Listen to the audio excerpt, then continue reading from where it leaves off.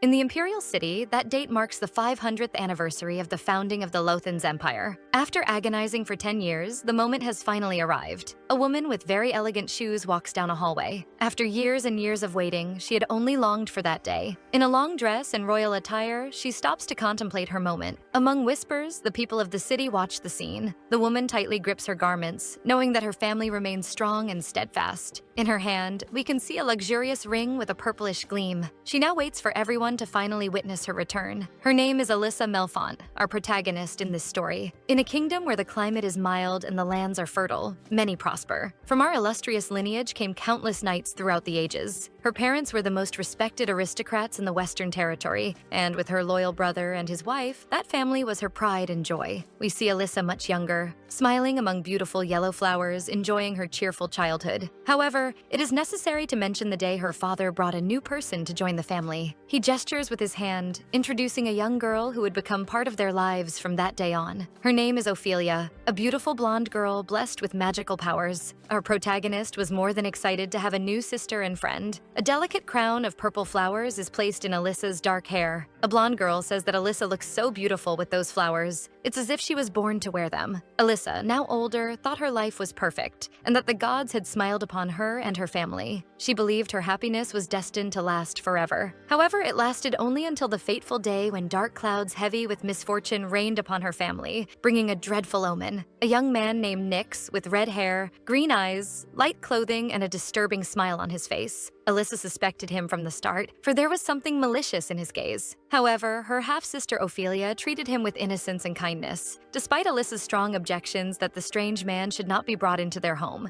That was the maiden's fatal mistake. Wherever Ophelia and Alyssa went, Nix would follow, for he apparently had an obsession with the fair-haired girl. Young Alyssa, blinded by her resentment toward the man, failed to realize that what he truly desired was not Ophelia's affection, but her magical powers. On a starry night, petals fly under the moonlight and a flower falls into a crimson lake. It is revealed that Nix, the young wanderer with the sinister gaze, was actually a corrupt priest who fell into the idolatry of Arpho, an evil being. And so, Ophelia's power was the key to awakening this dark god from his eternal slumber. The young man's purpose was to extract Ophelia's magical essence to complete the ritual. However, he ended up unleashing infernal powers when he failed in his mission, bringing ruin and dark energies to the Western Territory. Thousands did not survive the evil forces of the ritual, including Alyssa's family. Everything the young woman had ever loved in her life was torn from her in the blink of an eye by the force of a dark and wicked hand, revealing a green and powerful energy, making her scream in despair. Her lilac eyes watch as danger rapidly approaches. When she awoke, completely devastated, there was nothing left. And finally, she realized that her nephew, Alfred, was in her arms. Aside from the child, who cried incessantly, she saw something shining on the ground and discovered it was the royal ring her father used to wear. That day, she made a vow as she picked up the jewel from the ground. She embraced her helpless nephew, promising him and herself that she would do whatever it took to survive. And beyond that, she would restore the Melfont family from the ruins. Once her name was restored, Alfred, her only remaining nephew, would wear that ring and continue their legacy. And as for Ophelia, the main cause of that tragedy and destruction, the girl appears shaken among the wreckage. In a burst of panic, Ophelia begins to run, leaving behind her half-sister, her only remaining family, amid the rubble. Such cowardice ignited feelings of anger and resentment in Alyssa, later shaping who she would become, a woman determined to rewrite her tragic story. To achieve her goals, she specialized in the trade of rare wines, and in just 10 years, she managed to restore a large portion of the Melfont family fortune. Alyssa displays a satisfied smile as she admires one of her fine wines. As she tastes it, other nobles take notice of the size of her jewels, speculating among themselves how much they must have cost. She listens as they call her a witch and accuse her of wasting money importing wines, questioning how a woman like her could possibly consider herself noble. Quickly, Alyssa turns to the gossipers, showing that she is well aware of their conversation. Despite being shorter, our protagonist walks confidently toward them, intimidating the men. Gently, the young woman invites both to visit her castle in the future, claiming that they can visit her private jewelry room and that she would let them look at everything without having to pay a thing, since she herself doubts they could afford anything, she says while toasting with one of the men. She walks away from him, thinking they can talk about her as much as they want behind her back. To Alyssa Melfont, those words mean nothing, for her only intention is to pave the way for her nephew to reign in the future. The young woman watches closely as other nobles admire the fireworks. She mentally complains about how it's such a waste of money and how people should rethink the way they use taxes. Suddenly, her eyes widen as she hears a scream in the distance. Inexplicably, a great explosion occurs in the palace. Alyssa falls to the ground, coughing heavily because of the smoke. Suddenly, she realizes there's no time to lose, and that she must get out of there as fast as possible. Abruptly, the young woman feels a presence approaching rapidly, a familiar feeling. She's overtaken by denial as she sees what's in front of her. The corrupted priest, Nix, hovers before her, telling her it's been a long time since they last met. Our protagonist looks furiously at him, her lilac eyes glowing intensely.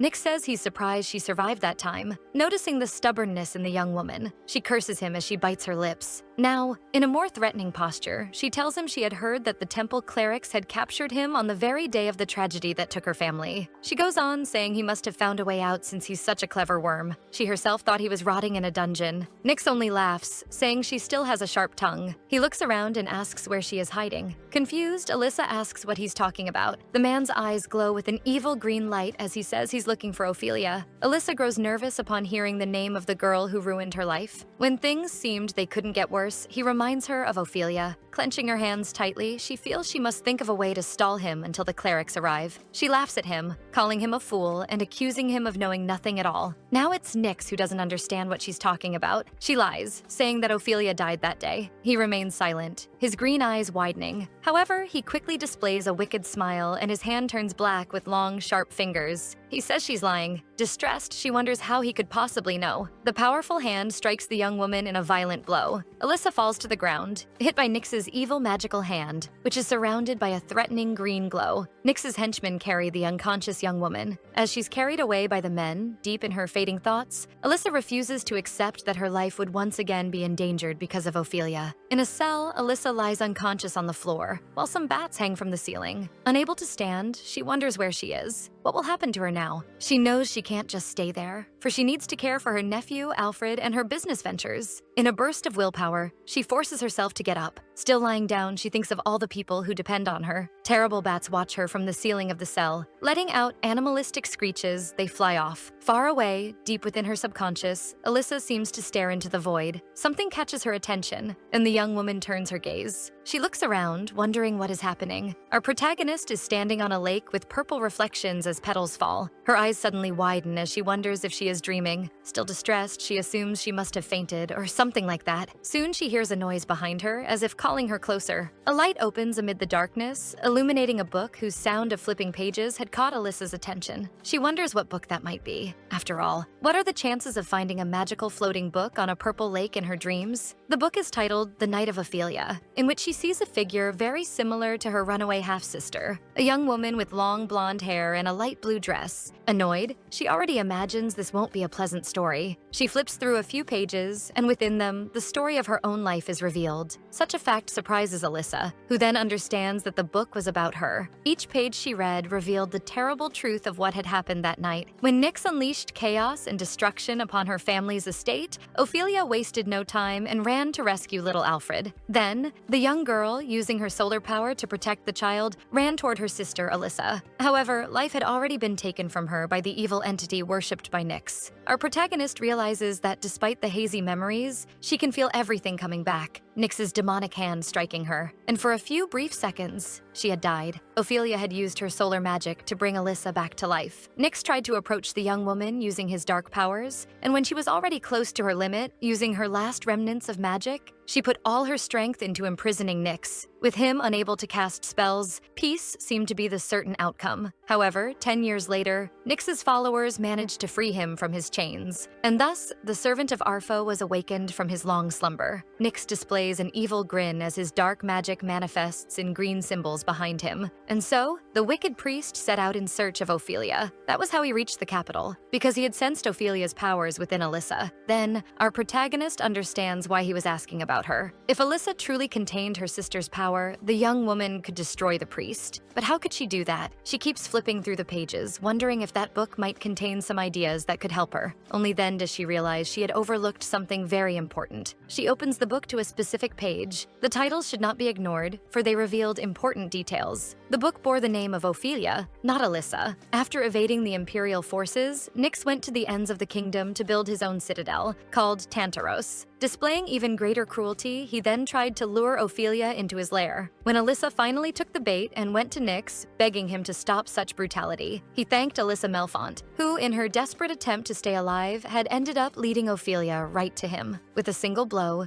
Nyx ended Alyssa's life right before her half-sister's eyes. Reading such words left our protagonist horrified. The young woman wonders what it all meant. What would be her fate when she awoke? She refuses to accept what was written in that book. That was her life. She couldn't surrender so easily. Alyssa flips through the book feverishly, searching for more answers, believing that by harnessing that power, she might be able to heal wounds. At the very moment Nyx ended Alyssa's life, the remaining power within her returned immediately to its original owner, Ophelia. That event restored in double measure the magic once lost by the blonde girl, making her far stronger than she had ever been before. That immense power manifested itself as a sword imbued with magical energy, making her capable of annihilating the corrupted priest once and for all. Thus, she was the one responsible for thwarting the plans of the dark entity, Arfo. And all these events would seal Ophelia's fate as the savior of the Empire. Alyssa reads all that nonsense and is completely incredulous. Then, one of her tears falls onto a page of the book as she asks the object what it is trying to tell her. She wonders if she should give up herself so that her half-sister could have a glorious life. Nervous, Alyssa refuses to accept what is written in the book. The young woman kneels on the floor, wishing all of it were just a bad dream from which she would soon wake. Holding her head, she forces herself to wake from that nightmare, especially because her nephew and the people of Melfont Castle need her. Suddenly, the young woman wakes up startled, pulling herself away from that ethereal world. However, the reality she finds herself in is not much better than the world of her dreams, for she is still chained in a dungeon. She feels the weight of the shackles on her wrists, unable to break free. Alyssa looks around, searching for answers. She remembers being in Nyx's fortress, located in the cursed lands beyond the Imperial territory. In the distance, prisoners scream, begging to be freed, and our protagonist realizes they must be keeping them there to offer them to the Dark God. Amid the desperate screams, Alyssa hears chants dedicated to the god Arfo. She recognizes that place as Tantaros, the lair of the priest Nyx. Far from her home, in a dark land, bats flap their wings and fiery puddles dimly light the dungeon. She complains about the weight of the shackles, wondering if Nyx's minions had forged them themselves. Alyssa finds it almost amusing how everything is happening exactly as the book had foretold. Then, she remembers something. Watching the spiderwebs from afar, Alyssa remains silent for a moment. With an anguished expression, she wonders if her fate is to perish there. She turns toward the bars of her prison, thinking it is not the time to give up, and that she will find a way to finally escape from that place. Our protagonist is very cunning, and she reasons that if what the book said was true, she carries some of Ophelia's solar powers within her. Once she manages to use them, she considers that escaping from that fortress will be a piece of cake. With a clenched fist, she wishes to wield that power to change her destiny, and thus use it to strike the final blow against Nyx, who ruined her life. For only then will he pay for the disgrace he brought upon her family. Alyssa begins to hear footsteps approaching her cell. The young woman listens carefully as the men ask if this is the right place. She grips the chains of her shackles, wondering how Ophelia used to summon her powers. She needed to find a solution quickly. She tries in vain to break free from the shackles, which, besides being heavy, seem incredibly resistant. Placing her hands over her heart in a desperate gesture, Alyssa focuses her thoughts on her sister and calls for her help. Out of nowhere, a golden glow begins to radiate from the young woman's hands. Some of the lackeys in the dungeon start hearing strange noises, having no idea what they could be, and one of them even suggests that the god Arfo is answering Nyx's prayers. Finally, they decide to go to Alyssa's cell with the intent to bring her to their leader. As they approach, they see the young woman sitting silently on the floor, showing no reaction. Seeing her so calm in such a situation sends chills down their spines. Alyssa had cunningly prepared an ambush for them, and while she was already freeing herself from the shackles, she gathers Ophelia's magical powers, telling her captors that she will send them straight to hell. Suddenly, a powerful golden light emanates from Nyx's dark tower. This intense light brings with it an explosion that annihilates the priest's followers and throws Alyssa far away from them,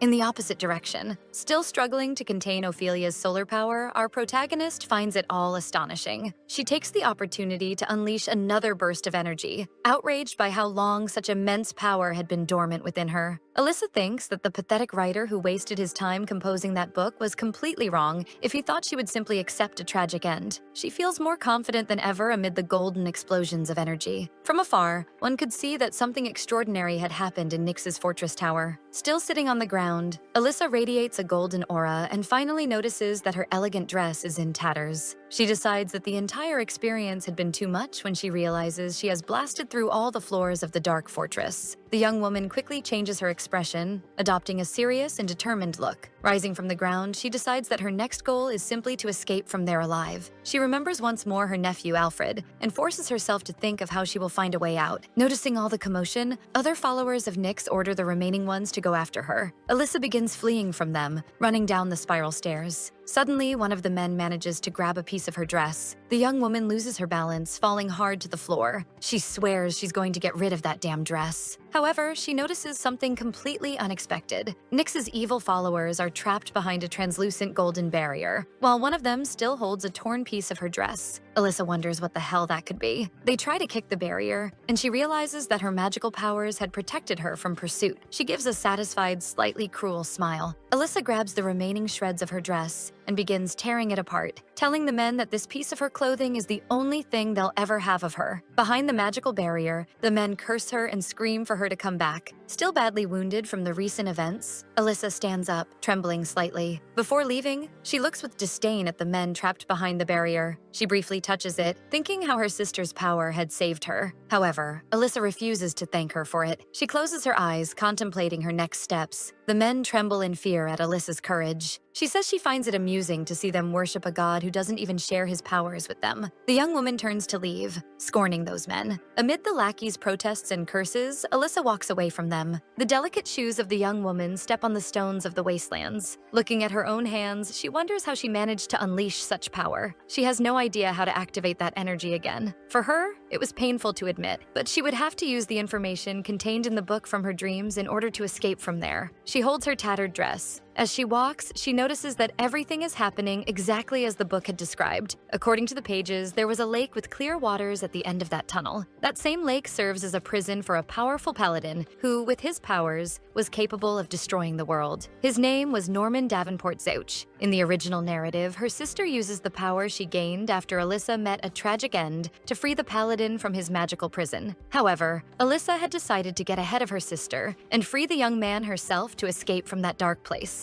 She looks around, searching through the tunnel for that enchanted lake. Without success, the young woman can't seem to find any place large enough to hold a man underwater, just like it said in the book. Suddenly, she steps into a puddle of water, startled by the cold sensation. Alyssa decides to take a closer look at her surroundings, trying to figure out where the water is coming from. She stops for a moment, her violet eyes shining with excitement. Our protagonist spots a lake illuminated as if by a magical light, the water reflecting its enchanted glow. It was the lake that imprisoned the paladin. She kneels to look closer, thinking it looks more like a shallow puddle than a magical lake. Touching her reflection on the water, she decides she might as well try and see. She leaves her fine shoes at the edge of the lake and steps into the water. Once inside, she realizes it's deeper than it appeared, though the water only reaches her ankles. However, as she stands there, the water beneath her feet begins to bubble and form small waves. Unexpectedly, Alyssa is pulled into the deeper part of the lake, falling into what feels like an entire ocean. She becomes furious, imagining she should have predicted a trap like that. She begins swimming through the depths of the lake, trying to spot something. Suddenly, her delicate fingers touch something unexpectedly close to her. That sudden touch draws her gaze, and she turns to see what it is. Right in front of her, floating in the depths of the lake, she sees the magical paladin the book had told her about. The man has delicate features, his white hair floating gently, and his clothes are elegant, bearing an ornate golden emblem. Alyssa struggles to swim toward the sleeping man. She notices his attractive appearance, wondering if that pervert Nyx had imprisoned the paladin for being too handsome, but she quickly pushes those thoughts away. Our protagonist realizes it's the first time she has ever seen someone so beautiful. For a few moments, Alyssa's and Norman's faces are very close, and she notices he still looks very young, as if time itself had frozen for him. She reaches toward his face as if to caress it. The young woman touches the handsome man, as though wishing he would wake up immediately. Alyssa bites her lip in hesitation. Then, in a sudden impulse, she grabs his clothes tightly. At that moment, as she pulls the man toward the surface, Alyssa completely forgets her plan to use him to escape from there. Unexpectedly, she brings her lips close to his face, realizing she's acting purely on instinct. Either way, regardless of her emotions, she needs to get him out of that water. With great effort, Alyssa starts swimming upward while holding on to the man's clothes. A great burst of water erupts inside the cave. After the difficult ascent, the two reach the shore of the magical lake, and Alyssa realizes how much she needs to work on her stamina as she gasps for breath. She gets grumpy for a moment, telling the unconscious man that for a second she almost left him down there. The unconscious man still displays beautiful features. She looks more closely at him and notices something. Leaning closer, she hopes he hasn't passed away. The young woman's hand reaches his face, and she can feel his breath. While observing the man, Alyssa tells herself that he looks like a beautiful sleeping prince. Calling his name, she shakes him gently by the shoulders. Though he still doesn't wake, she keeps shaking him softly and introduces herself as Alyssa Melfont, saying she urgently needs his help. She keeps watching him, anxiously waiting for any reaction from the man. Completely losing her composure, Alyssa begins slapping him repeatedly, ordering him to wake up immediately. But then, she hears a familiar voice calling her from behind. Behind her stands Nyx, the corrupted priest responsible for destroying her happy home. He watches her with his piercing green eyes, and Alyssa freezes in fear. He approaches her, his gaze glowing menacingly, and asks her, "Where have you hidden Ophelia?" Furious, Alyssa asks him what he's talking about. She asks if he has already forgotten that Ophelia is dead. He begins to approach the young woman quickly. With a terrifying expression, he says she's lying, because he can feel Ophelia's powers flowing through Alyssa. Our protagonist remains silent for a moment, frightened by his sudden closeness. He grabs her shoulder roughly. Alyssa looks with disgust at the priest's hand, realizing then that he must have sensed her powers when she used them back at the fortress. The two stare at each other in silence for a few moments. Alyssa glares furiously at the wicked sorcerer. Something catches his attention, and Nyx finally averts his gaze. He asks her if that was really Norman, and how she managed to bring him there. Letting out a mocking laugh, he asks how she could have done that. Doubting Alyssa's ability, he speaks of Ophelia again, saying that only someone like her could have come there to free Norman. Our protagonist looks at him with disgust and rage. Alyssa begins to move her hand, and gives Nyx a hard slap across the face, catching the man completely off guard. With his face turning red, he looks at Alyssa in shock. Threateningly, Alyssa tells him that this is the only magic power he'll ever have. Our protagonist declares that on that fateful day, after imprisoning him, Ophelia had used her last remnants of power to bring her back to life. That fact horrifies Nyx, for it makes her part of Ophelia's legacy. With a hideous expression,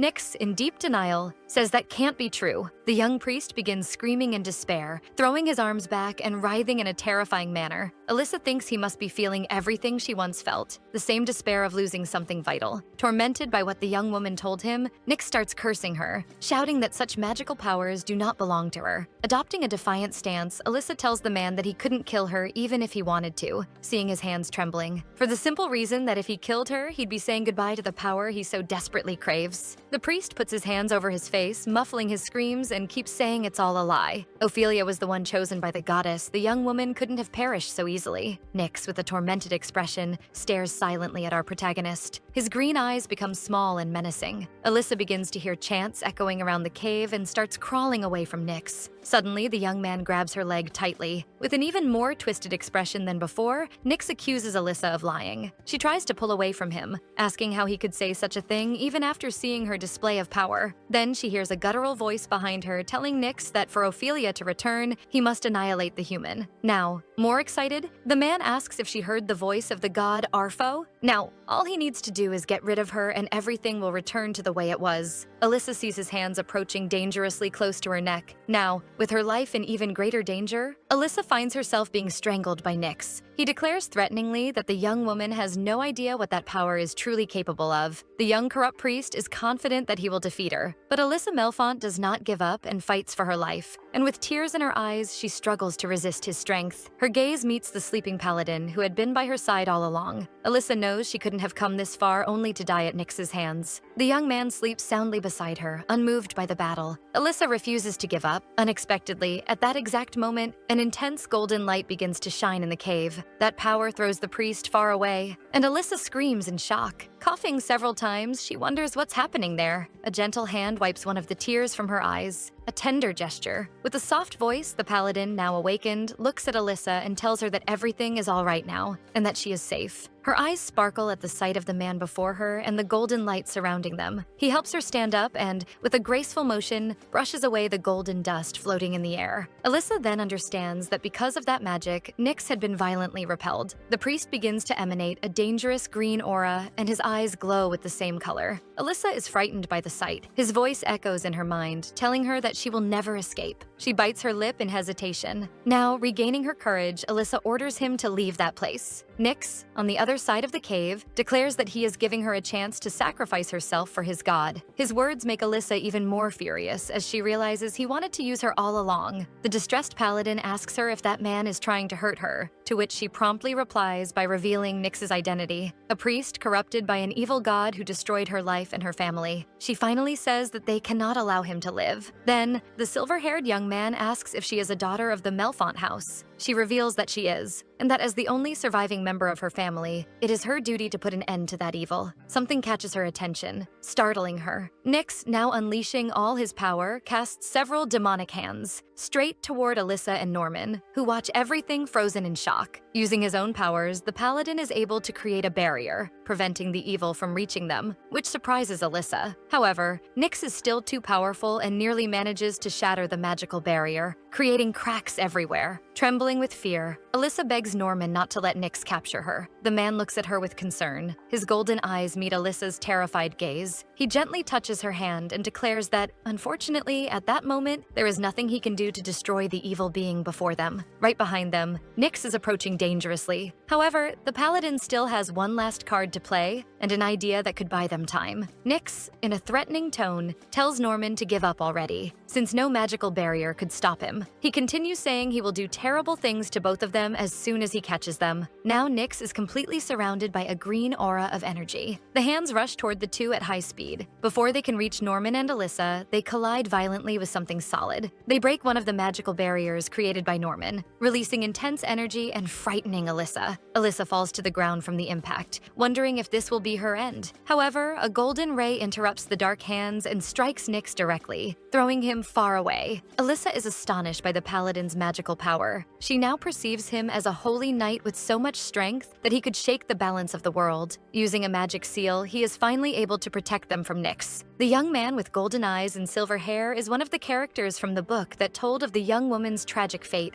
Alyssa looks at him, seeing the enchanted man as both a reminder of her dangerous future and her only salvation. Then, they begin to hear the stone walls collapsing after all the chaos. Shielding her from the falling debris, Norman tells Alyssa that it's best they leave that place at once. Something catches the young woman's attention. On the ground, after being hit by the paladin's magic, Nyx says it's useless for them to resist. The priest tells Alyssa that she will find only more suffering from now on. Alyssa freezes in fear at Nyx's threats. Tormented, the young woman refuses to believe his words. Once again, Alyssa could not have come this far only to surrender. For a moment, she remembers when he said she was merely a vessel for Ophelia's solar power. Noticing what's happening, Norman warns Alyssa that Nyx is trying to strike her mind to weaken her soul, and she must resist. Trying to help her so they can both escape, he tells the young woman that she is very strong. After all, she was the one who freed him from the aquatic prison. Holding her by the shoulders, Norman does his best to encourage her, saying that she will survive. Pulling her closer, he apologizes for his lack of manners, but says they must hurry and flee. Grabbing the young woman, Norman prepares to escape while the priest is still weakened. Looking into her eyes, the paladin swears that he will get her out of there alive. He runs through the cave with Alyssa in his arms as stones fall from the ceiling. Nyx, still on the ground, lets out macabre laughter, lying in a pool of red. The priest's dark gaze follows the two fugitives. Norman runs through the cave, and Alyssa looks anxiously at where they're heading. A strong earthquake shakes the Tower of Tantaros. Far away, a young blonde woman suddenly wakes, as if tormented by a dark vision. The young woman is Ophelia, Alyssa's half-sister, who had abandoned her in the ruins of their castle. Not only is she alive, but she is hiding in some camp where a few guards visit to aid her. A handsome man with black hair and golden eyes asks her how she is feeling. The young man is Nicholas, Norman's younger brother. Ophelia rises, asking the noble knight how long she had been unconscious. How many days had passed since the festival? The young man, with beautiful golden eyes and black hair, reassures Ophelia that not even a day has passed, and that they are far from Nyx's grasp. Embracing her affectionately, he tries to calm her, saying that the priest would not end Alyssa so soon. The young woman clutches her own body, thinking how pathetic it had been of her to faint when they needed her the most. Suddenly, another night arrives, interrupting Ophelia's thoughts, claiming that they have found enough clues to follow Nyx's trail. However, Nicholas tells the other knight that they still aren't sure where Nyx might be hiding. Now standing tall and with a determined posture, Ophelia says that he is in Tantaros. Nicholas asks the other knight if he knows where that place is, but the man has never heard the name before. Ophelia, crying, says that she cannot explain it, but the name of that citadel and its location suddenly appeared in her mind. Nicholas, silent, watches the young woman in astonishment. He recalls that Ophelia's intuitions have never been wrong, and if this place called Tantaros is where Nyx's lair lies, then it must also be where he could find his missing brother, Norman. He remembers his brother, who wore the same royal brooch as he did, and a uniform that matched his light-colored hair. Nicholas quickly stands and tells the other knight, named Jack, to prepare for departure. Far away, Norman and Alyssa cross a magical seal, finally escaping from the evil priest. It feels as though they are flying. In the arms of the noble paladin, Alyssa wonders if she might be dreaming. Surprising the young woman, Norman turns to her and asks her to close her eyes for a moment. Embarrassed, she cannot help herself, being so close to him.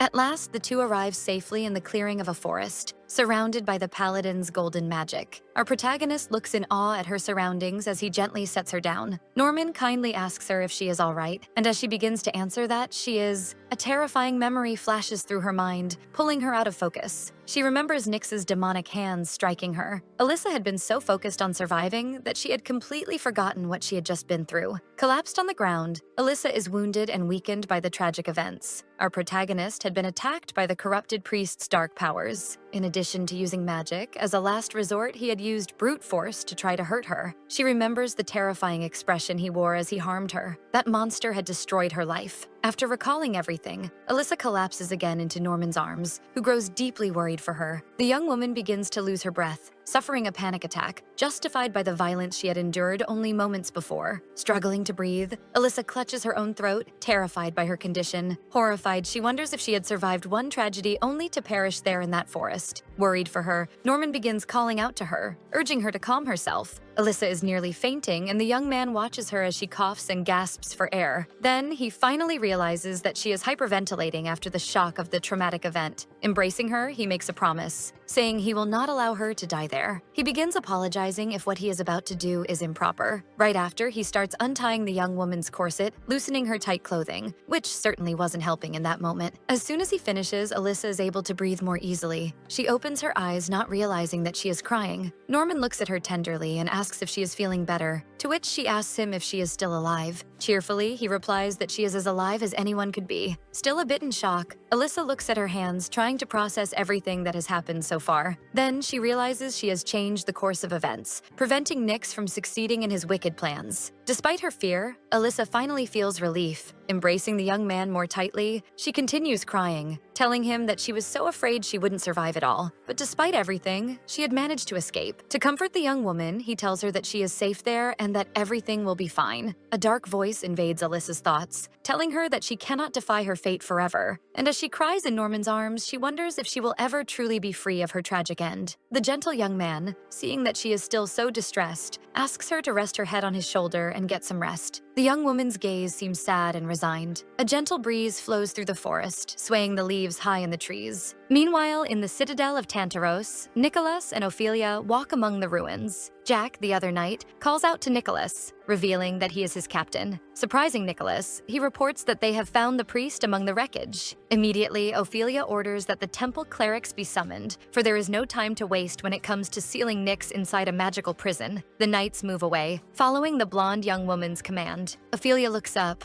not understanding the origin of a strange feeling that suddenly arises within her. Admiring a sky that begins to brighten, the young woman senses that something has changed. The night sky displays a profusion of stars. Somewhere in that forest, Norman has prepared a campsite for himself and Alyssa, with a campfire to keep them warm. He looks up at the sky, noticing that the night view hasn't changed at all. In silence, he lowers his head to observe the young woman he is protecting. On his lap, Alyssa sleeps soundly, and he reflects that now he is the head of his family, especially as the only survivor. The paladin laments that so much tragedy has befallen the world while he was asleep in that aquatic prison. He can't even imagine how much his relatives must have suffered in his absence. In a painful memory, he sees his his younger brother being taken away. Norman blames himself for everything that happened since then. In a brief return to the past, he remembers an afternoon sitting on the grass with another paladin as he told him about his family surname, Zooch. The young man tries to understand the origin of that surname, and it is revealed to him that the name is a gift from the gods to their family. That young man, like Norman, is a brave paladin who has fought many battles by his side. Norman had revealed the secret of his surname to him because he considered him a brother. They were good comrades in arms. However, despite the time they spent training and fighting together as two great heroes of the Empire, his companion revealed himself to be a disappointment, leaving Norman stunned. Reciting a dark prophecy, Iago, his battle companion, casts a curse of tragedy and destruction upon Norman's life while imprisoning his younger brother, Nicholas Davenport. Evil spirits hurl themselves toward Norman, catching the paladin off guard. The wicked spell spoken by Iago is an ancient curse that requires the victim's true surname, burning and wounding Norman's skin. Norman, with a kind heart, still tries to stop Iago from completing the spell, warning the man that curses always demand a high price from their casters. However, Iago ignores him, and with a cruel smile, reveals to the paladin that he has hated him from the very moment they met. Norman, nearly consumed by the spell, is wounded by the words of his battle companion. Iago, consumed by fury and malice, tells Norman that the world would be a better place without him. Then, with a wicked expression, Iago tells him to meet his fate once and for all. The noble paladin is devastated by the words spoken by his friend. His younger brother tries to fight against Iago, who holds him firmly. Nicholas screams for his older brother. Surprisingly, at that exact moment, the boy's magical powers awaken, saving Norman from the curse. An intense golden light shines at that instant. Thanks to Nicholas's magical powers, Iago's evil curse disappears, thus sparing Norman's life. However, the paladin's soul is already devastated, sinking him into a pit of sorrow. He regrets having revealed his most precious secret to Iago, his surname. He painfully recalls his younger brother's despair, and the cruel words of his companion echo in his thoughts. At that moment, Norman is completely immersed in anguish and despair. The only thing he can do is await the end. Yet, like a drop of hope falling into an ocean, he hears a voice saying that she didn't want to leave. He then realizes it is Alyssa's voice, calling for his help, reaching the paladin in his deep slumber. Back in the present, Norman is pensive, his gaze distant. While Alyssa sleeps in his lap, the noble young man watches the campfire before him, lost in thought. Then he hears a distinct sound, beyond the crackling of the fire. In her sleep, Alyssa begins to mumble a few inaudible words. Despite the tragic events, the young woman's face carries a gentle expression. Her hands, though wounded, are delicate and beautiful. Norman looks at Alyssa with an expression of affection and concern. Gently, he runs his fingers through her hair. Suddenly, his eyes widen as he discovers something alarming. The young woman is burning with fever, breathing with difficulty. Looking at his own hands, Norman knows he cannot always rely on his healing powers. Yet it is the only chance he has to save Alyssa. Then, Norman begins to emit a golden light over Alyssa's head, illuminating the humble forest around them. The paladin realizes that she is in shock, both mentally and physically, which is to be expected after all the traumatic events she has endured. He remembers how determined she was to pull him out of the magical lake despite having so many wounds on her body. Since he himself wasn't exactly light, he thinks, flexing the muscles of his arm. As he covers the young woman with a blanket, he wonders if the fear of an imminent end was what gave her the strength to keep going. After being healed by Norman, Alyssa sleeps peacefully, her expression now soft and serene. The young man thinks about how determined she must be to live. While she sleeps, he hears birds singing in the forest and reflects on how much he wants to know more about her when she wakes up. Norman looks up, contemplative, and as he silently admires the moon, he realizes he cannot remember the last time he felt so eager for tomorrow. A sinister vision of a book bears the phrase that all of it was only possible thanks to Alyssa's sacrifice. Letting out a loud scream, our protagonist suddenly wakes up. Frightened, Alyssa hugs her own body, realizing that her arms are still there. Looking at her trembling hands, she notices she hasn't gone anywhere. She sighs, grateful to be alive. In anguish, she recalls the cursed book that had revealed her fate. Then, more alert, Alyssa looks around. She notices that she is lying in a soft bed with clean white sheets. She pauses for a moment, reflecting that she remembers escaping from the fortress of Tantaros. But after that moment, everything is blurry. Tormented, Alyssa finally realizes she has no memories of what happened afterward. She sees that she is in a modest house, in a room with a mirror and a few things hanging on the wall. Suddenly, Norman opens the door holding a basket full of apples. He is surprised by the scene unfolding before his eyes. The basket falls to the floor, scattering red and green apples everywhere. Alyssa is furious, shaking an elderly man while bombarding him with questions, demanding to know who they are. Where is she? Norman immediately intervenes, asking Alyssa to calm down, and then explains that the elderly couple had kindly taken them in without asking for any money in return. Alyssa isn't satisfied with that answer, claiming the whole story sounds very suspicious, and asks Norman why they would do something like that without gaining anything in return. The old man joins the conversation, explaining to her that her clothes were in tatters, and they immediately notice she didn't have any money. And then, Alyssa finally realizes she is wearing a nightgown, one of her earrings is missing, and she still wears her father's valuable ring, which she could never sell. On top of that, she is barefoot. The young woman laments her lost velvet dress and jewelry, and Norman takes the opportunity to apologize to the elderly couple who sheltered them. Gallantly, Norman thanks them for their hospitality, explaining that Alyssa has suffered greatly, and that's why she isn't being her usual polite self. The elderly couple is equally impressed by the young man's kindness, and by his beauty as well. Back in the room, Norman closes the door behind him while holding the basket of apples, telling Alyssa that the whole situation must have frightened her. He tells her he should have returned sooner, as he didn't know when she would wake up. Continuing, he reveals that he's glad to see her standing again. Alyssa stands, processing all that information. Touching her hands gently, she notices that her wounds have disappeared. Confused by this discovery, Alyssa asks how she healed so quickly. Was it because of his powers? Norman smiles at her, still holding the apples. Changing the subject completely, he explains that he went into the forest to gather some food for her, since they didn't have any money to buy it. He offers her a large apple that looks quite juicy. Alyssa accepts the apple and pauses for a moment while holding the fruit. The young woman playfully rolls the apple between her hands and calls Norman over to ask him something. Then Alyssa, with a piercing look, asks him who took off her clothes and dressed her in the nightgown while she was unconscious. Norman catches the tone of her question and turns to answer. Simply, he explains that it was the elderly woman who changed her clothes, since her velvet dress was completely dirty and covered in mud. The young woman takes the opportunity to ask another question. Directly, Alyssa asks how long it has been since they fled from Tantaros. Also, where exactly are they? Those details were crucial for her. She also asks him what happened to Nix after their escape. Norman asks who Nix is, which leaves Alyssa momentarily stunned. The young woman explains that Nix is the evil man who was with them in the cave, the one he fought against. With a determined look, Alyssa asks the paladin to give her a detailed summary of what happened. He pauses for a moment, preparing to recount the events of that day. Norman recalls that Nix had been struck by his magical powers, and that the priest would probably remain paralyzed for several weeks or even a month, depending on how much damage he suffered. The noble man laments not being able to finish him off that day, as being confined in that aquatic prison had greatly weakened him. Alyssa notices that despite his sweet smile, Norman's words carry great weight. Continuing his account, he reveals to the young woman that she had slept for 2 whole days after they escaped from the citadel. He had carried her through the forest until they reached a small village called Tul.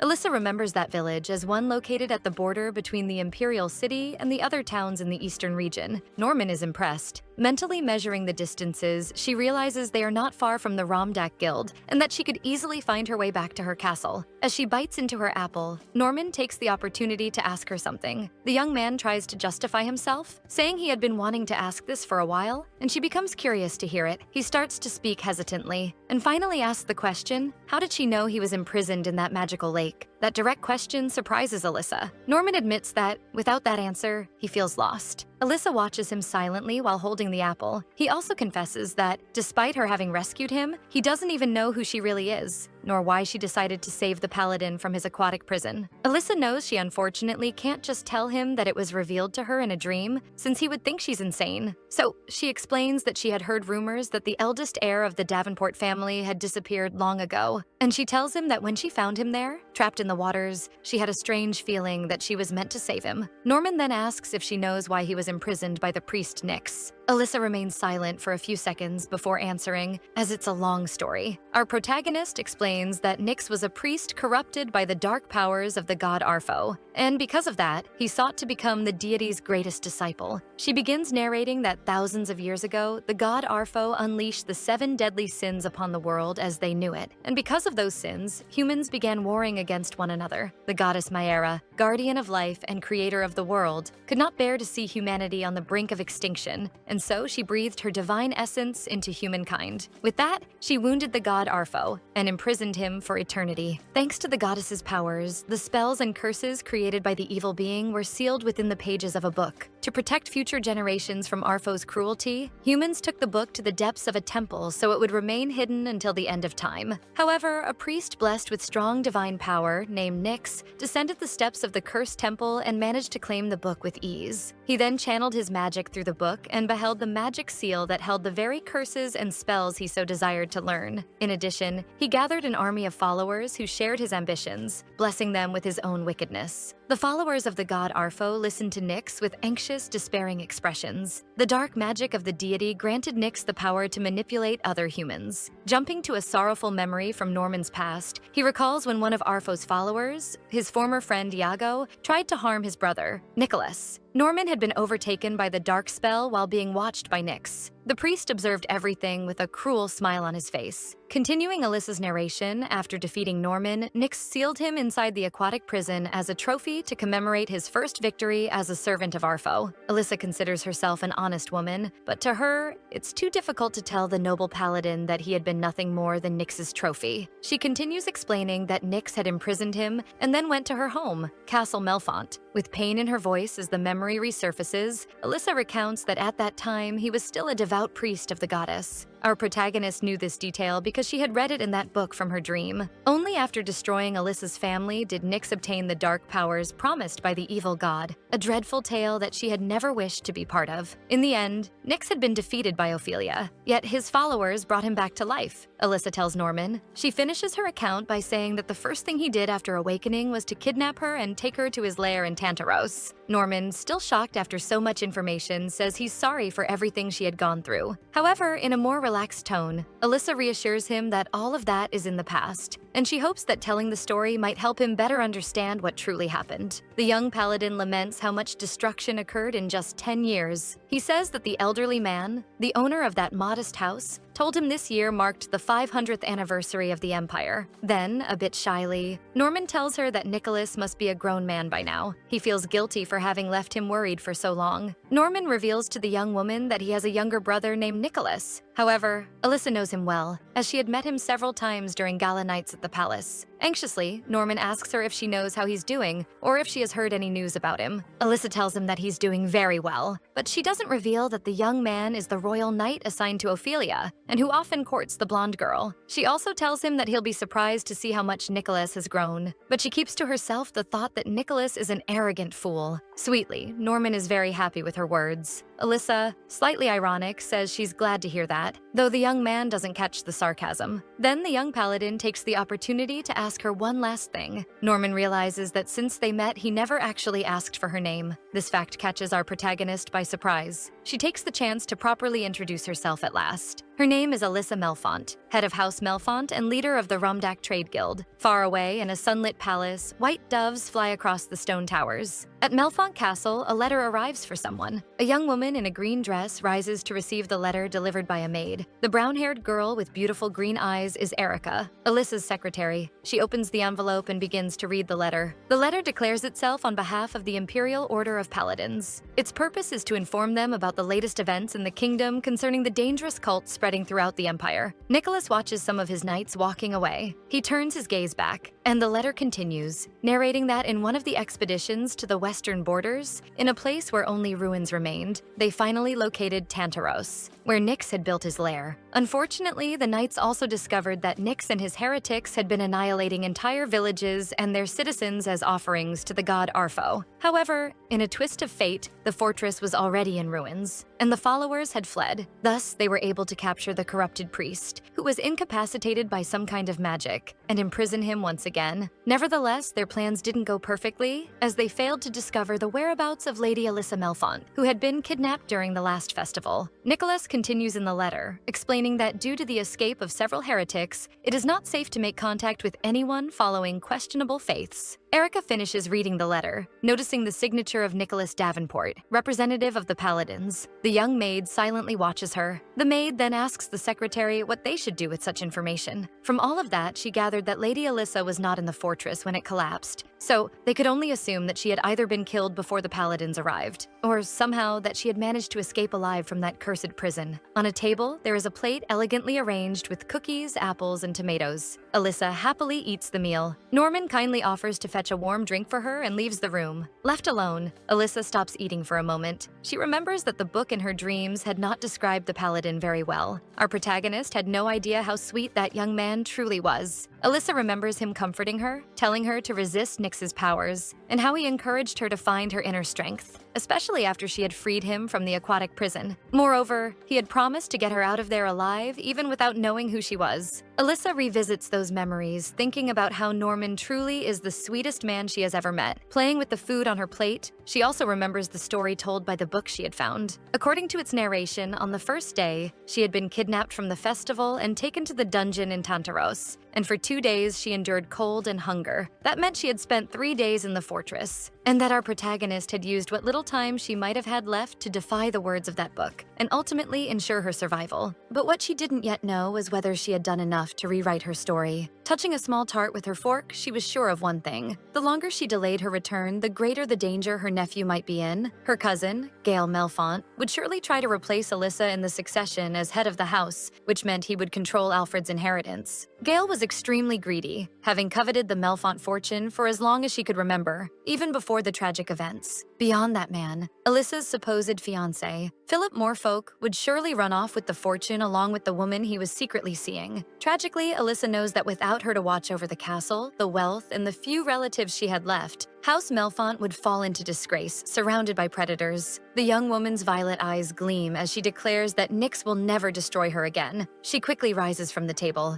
Alyssa begins to form a plan, deciding that her next step must be to reach the city of Catham, where the Romdak Guild operates. Looking out the window, she visualizes the ways she could gather enough money to fund such a long journey by selling her valuable earring, adorned with elegant jewels. However, she knows she won't get very far on her own in her current state. Alyssa leaves the room and finds the elderly couple in the modest house's living room. Then, she innocently asks if they happen to know any mercenaries who would accept a job without advance payment. The two, caught by surprise, ask her whether her husband wouldn't agree to that instead. Alyssa is taken aback by their assumption. She had never introduced Norman as her husband. At that exact moment, the young man arrives carrying some supplies. He looks at her with a faint smile, but her expression is serious. Norman takes the chance to gently pull the young woman closer to him. Playing along as her husband, Norman asks her if she would like to eat something else, but Alyssa doesn't understand the situation, replying that she's already had some sweets. He drags her back to the room while the elderly couple watches them fondly, as if remembering their own youth and love. Humbly, Norman apologizes to Alyssa, who's a little angry for not being warned beforehand, though she admits that pretending to be a couple was easier than explaining everything to two strangers. She warns him that, despite it being a clever idea, she's still a public figure, and such a farce might attract gossips who would spread unnecessary rumors. She feels it's better to tell the truth, since they'll soon go their separate ways anyway. However, Norman tells her that the two of them cannot part ways, which surprises Alyssa. He begins to kneel, and Alyssa asks what on earth he's talking about. Norman extends his hand toward her, and in a chivalrous manner, asks if she would grant him the honor of escorting her to her castle.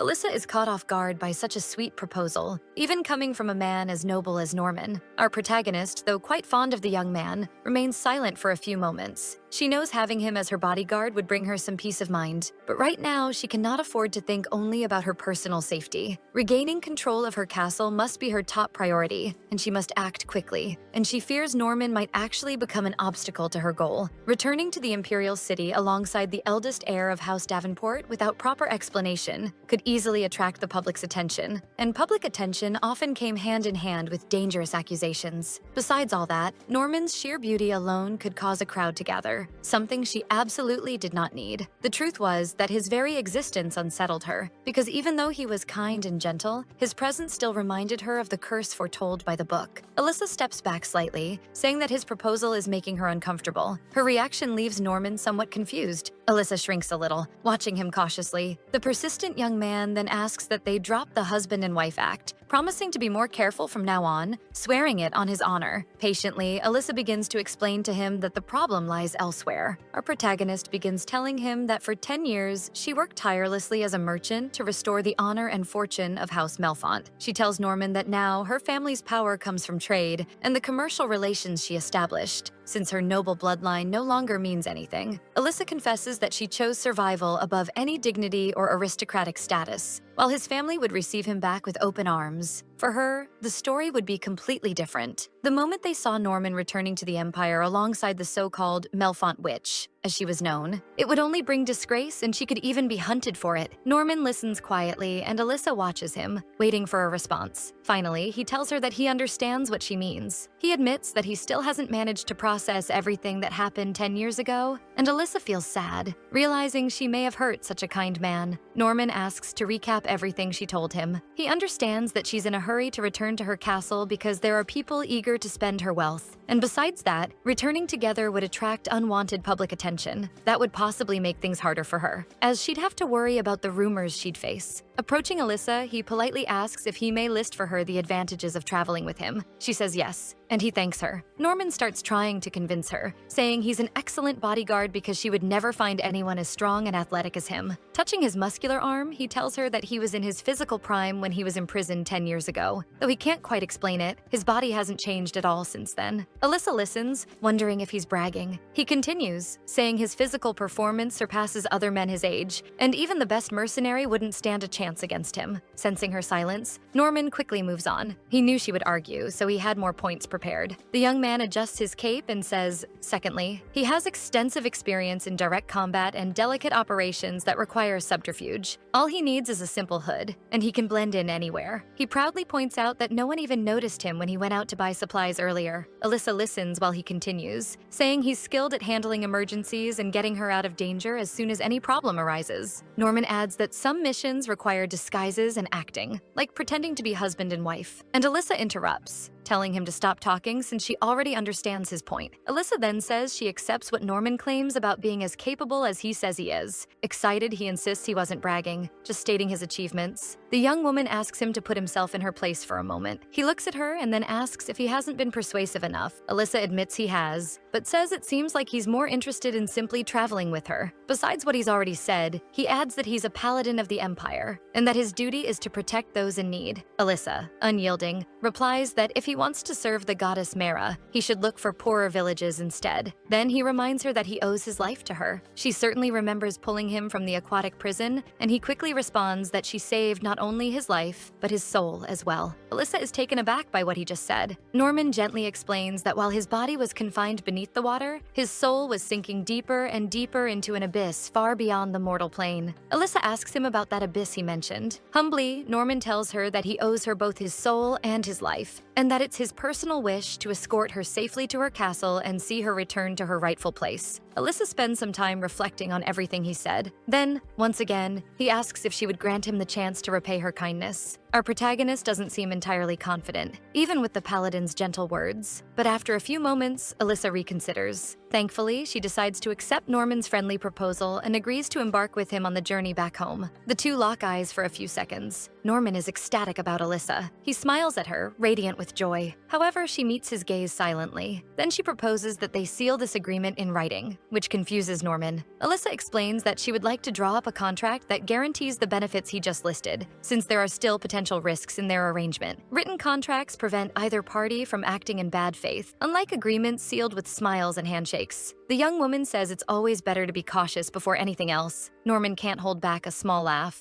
Confused by his reaction, she asks if he disagrees with her. He apologizes, admitting to her that he just found the way she said it rather adorable. Annoyed, Alyssa insists that she doesn't understand what's so amusing about her words. Finally, Norman explains himself, saying that it's quite rare to meet someone so well-versed in the ways of the world. Our protagonist blushes deeply at such a compliment. Trying to maintain her composure, she asks if she should start drafting their agreement. Quickly, Norman says they should do it together to ensure both parties' interests are protected. protected. Sometime later, as dusk falls, Alyssa and Norman bid farewell to the elderly couple. The young man thanks them immensely for their hospitality and promises to repay their kindness in the future. As the young pair departs, the old couple wishes them good luck and a safe journey. The old man turns to his wife, saying that moment brought back good memories, to which she replies that he had never been that handsome. Upon reaching the first town, the sun was setting and the streets were surrounded by buildings of Germanic style. Together, they began drafting the contract that would benefit both Alyssa Melfont and Norman Davenport. As they entered the town, Norman tried to reassure Alyssa, telling her that if she looked too tense, she might draw unwanted attention. He advised that for the time being, they should hold hands like a couple. The contract they had signed allowed both of them to assume disguises when necessary. Alyssa pulls Norman closer, their faces now just inches apart. With a mischievous smile, she asks if she should help him cover his face too. That detail was also written in the contract, that either party could cover their faces if needed. Her movement catches the eye of a man passing by. The stranger walks suspiciously close to them, prompting Norman to pull Alyssa swiftly to his side. He wraps his arm around the young woman, grateful they had signed that contract. One of the clauses in their agreement stated that the noble paladin must protect the lady with his life if necessary. Alyssa composes herself and clears her throat, reassuring Norman that there was no danger. That man was just a passerby. Then, our protagonist notices something that catches her attention. They finally arrive in the city of Toul, on their way to Catham. Alyssa spots her merchant guild, where she and her family once traded fine jewelry and other luxury goods. Inside the shop, a disinterested vendor examines Alyssa's earring while she and Norman wait patiently. Whether from pure dishonesty or salesman's bluff, he tries to convince her that her earring is a cheap trinket, offering her a ridiculously low price in exchange. Abruptly, Alyssa slams both hands on the counter, startling the man. Our protagonist, furious, reveals that the central jewel was purchased through the Romdak Guild, and the craftsmanship was done by the finest goldsmith in the Imperial City. How dare he offer such a pathetic amount for the earring? Stunned, the man asks if she works with the Romdak Guild, to which she replies that if that's his final offer, she might accept it. But then he should also consider it his final transaction, because the Romdak Guild would cut all trade ties with his establishment, ending all future exchanges. Faced with such strong words, the merchant realizes he's messed with the wrong woman and could make very powerful enemies by trying to deceive her. He scrambles to apologize, saying that in that case, he could buy the earring for a price well above market value. Though still annoyed, Alyssa seems satisfied with his correction. While Alyssa listens to the man's clumsy excuses, Norman watches her intently. Even behind his mask, it's clear that something in him admires the young woman's determination. Our protagonist recalls that, in order to restore the honor and wealth of House Melfont,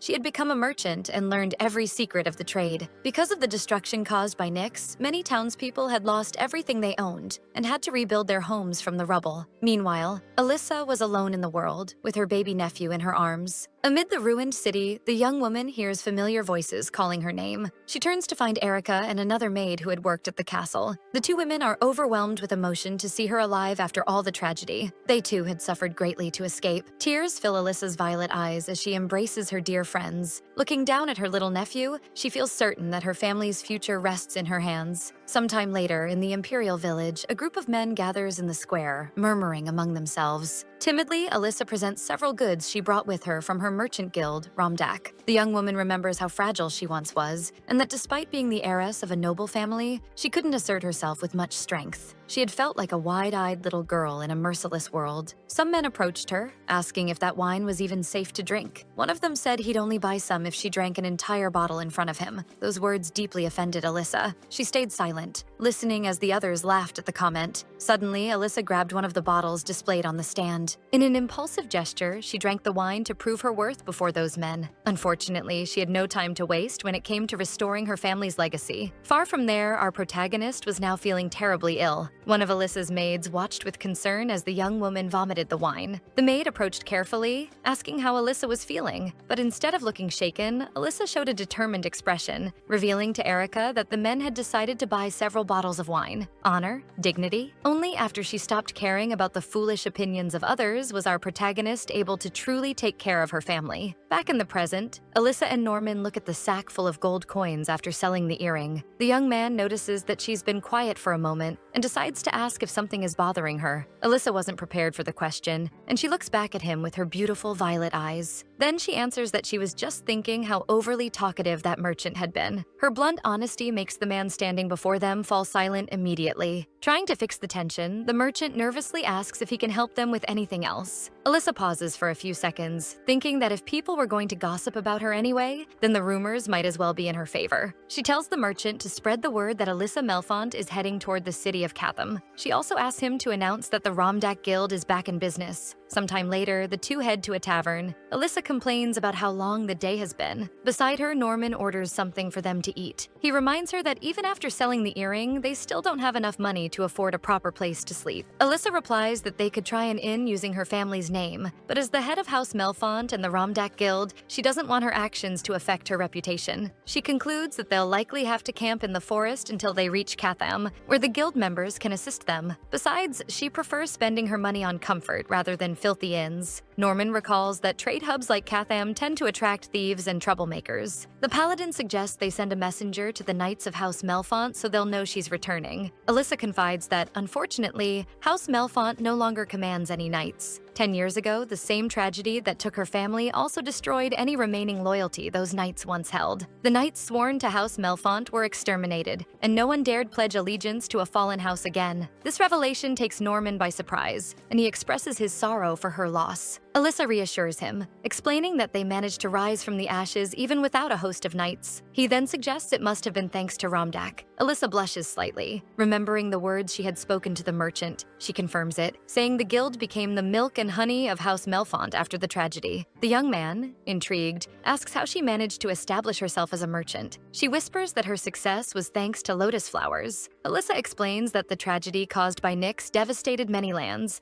destroying crops and wiping out the farmers. While walking through her estate one day, our protagonist was exhausted from trying to find a solution. But then, something caught her attention. She noticed the beautiful lotus flowers blooming in a crystal-clear pond. The plant's leaves, when boiled, made an excellent tea, and its stems could serve as fine, dry kindling. However, the young woman knew that selling tea leaves and delicate branches alone would never be enough to rebuild her family's fortune. Clever as ever, she came up with a more profitable use for the flowers, producing wine from them. Soon it became a unique beverage, one that only her house mastered the art of crafting. In that way, House Melfont became the first noble house to build a mercantile tradition. Through extensive import and export deals, Alyssa managed to accumulate significant wealth. Wisely, the young woman reinvested every bit of it into land, mansions, and jewels. In addition to this, Alyssa recruited mercenaries and privateers to protect her house and her fleet of merchant ships. She knew well that, to most people, she was seen as cruel and greedy for money. She knew it because she was always hearing people whisper behind her back at social events. She often thought she had traded her honor for gold. Norman then understands why the young woman worries so much about rumors, after having faced so many hardships despite being so young. Trying to comfort her, he says that seeking profit to feed her family is far more honorable than clinging to empty noble titles while forgetting to help those in need. Alyssa responds to that with a gentle smile. Taking a sip of her drink, she confides to Norman that she stopped caring about honor and dignity a long time ago.